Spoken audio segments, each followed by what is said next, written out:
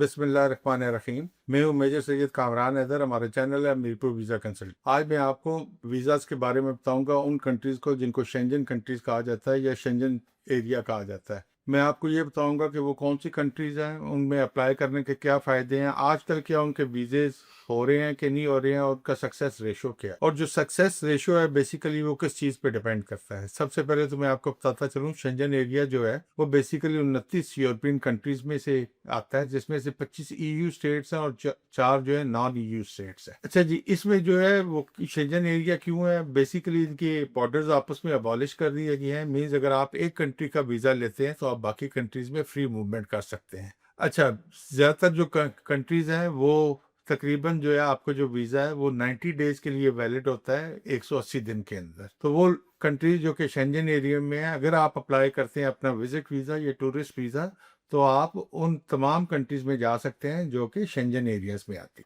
अब हम आते हैं उन 29 कंट्रीज के ऊपर जो कि शेंजन एरिया में आती हैं। इसमें ऑस्ट्रिया, बेल्जियम, बल्गारिया, क्रोएशिया, चेक Republic, Denmark, Finland, France, Germany, Greece, Hungary, Italy, Latvia, लिechtenstein, Lithuania, Luxembourg, Malta, Netherlands, Norway, Poland, पुर्तगाल, Romania, Slovakia, Slovenia, Spain, Sweden और स्विट्जरलैंड। ये वो तमाम कंट्रीज हैं जो कि आती हैं शेंजन एरिया में। मीन्स ये 29 कंट्रीज। अभी इनको जैसे कि मैंने बताया आपको कि फायदा क्या है कि आप 90 डेज के लिए 180 दिन के अंदर आप इनमें रह सकते किसी भी वक्त। दूसरा फायदा ये है कि एक कंट्री का वीजा आप लेंगे और तमाम कंट्रीज में विजिट कर सके। तीसरा इसका जो फायदा है वो ये फायदा है कि जब भी आपका शेंजन एरिया का विजिट कोई भी देखेगा, कोई भी कंट्री देखेगी, तो उसका मतलब ये होगा शेंजन एरिया ने इसको क्लियर किया है। मीन्स 29 कंट्रीज ने इसको विजिट के लिए या टूरिज्म के लिए इस पासपोर्ट को या इस बंदे को क्लियर किया। अब हम आते हैं कि जैसा कि आप आजकल देख रहे हैं कि वीडियोस बहुत ज्यादा बन रही हैं कि आजकल एम्बेसीज वीजा नहीं दे रही, इस एम्बेसी का वीजा रेशो अच्छा नहीं है, उस एम्बेसी का वीजा रेशो अच्छा नहीं है। तो मैं आपको बताता चलूं कि एम्बेसीज जो होती हैं वो तमाम जो भी किसी भी मुल्क में काम कर रही होती हैं,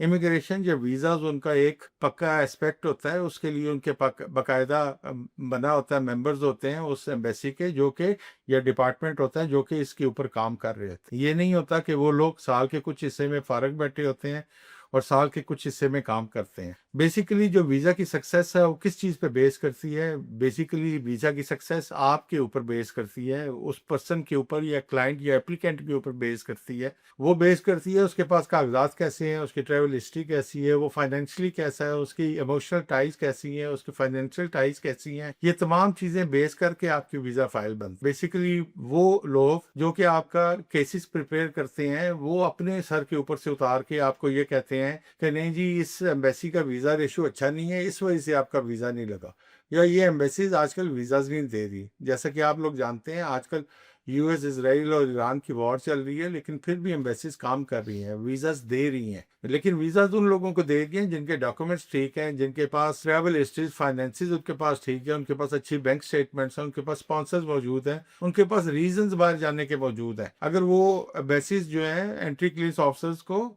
में जो बैठे हुए हैं एम्बेसीज में, एंट्री क्लियरेंस ऑफिसर्स, उसको अगर एप्लीकेंट की फाइल सेटिस्फाई करती है तो वो उसको वीज़ा देते हैं। तो ये वो तमाम चीज़ें थी जो कि मैं आपके बताना चाहता था कि सक्सेस रेशो किस पर डिपेंड करता है, शेंजन कंट्रीज़ में कौन कौन सी कंट्रीज़ आती हैं और उनमें वीज़ा लेने के क्या फ़ायदे हैं। अगर आपको कोई चीज़ समझ नहीं आई तो नीचे दिए गए हमारे स्टाफ के नंबर्स हैं, इस पर आप कॉल करके पूछ सकते हैं। अगर आप चाहते हैं कि मुझसे डायरेक्टली व्हाट्सएप पे अपॉइंटमेंट लें तो मेरा व्हाट्सएप का नंबर है 009232146859। आपको इस पर पहले मैसेज करके पूछना होगा। अगर मैं समझूंगा कि आपको अपॉइंटमेंट देनी है तो आप अपॉइंटमेंट के चार्जेस पे करके मुझसे अपॉइंटमेंट ले सकते हैं।